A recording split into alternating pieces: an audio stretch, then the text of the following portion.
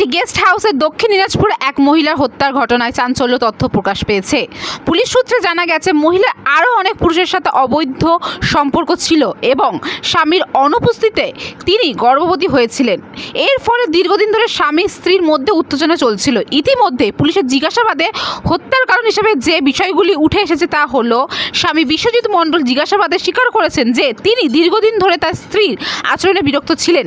দিল্লিতে কর্মরত অবস্থায় তিনি জানতে পারেন যে তার স্ত্রী বাড়িতে না থাকাকালীন গর্ভবতী হয়েছিলেন এবং মহিলার মোবাইলের ফোনে অন্য পুরুষের সাথে ছবি দেখে স্বামীর রাগ আরও বেড়ে যায়।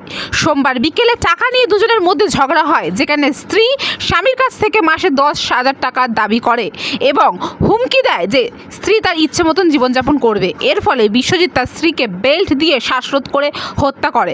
পরবর্তী ব্যবস্থা হত্যার পর বিশ্বজিৎ নিজেই পুলিশকে ফোন করে তাদের খবর দেন এবং পুলিশ তাকে হেফাজতে নিয়েছে এবং মামলাটি আরও তদন্ত করছে। মহিলা সম্পর্ক এবং কল রেকর্ড তদন্ত করা হচ্ছে। ক্যামেরায় গুড্ডু প্রামাণিকের সাথে আমি রিঙ্কি, নিউজ কলকাতা 24।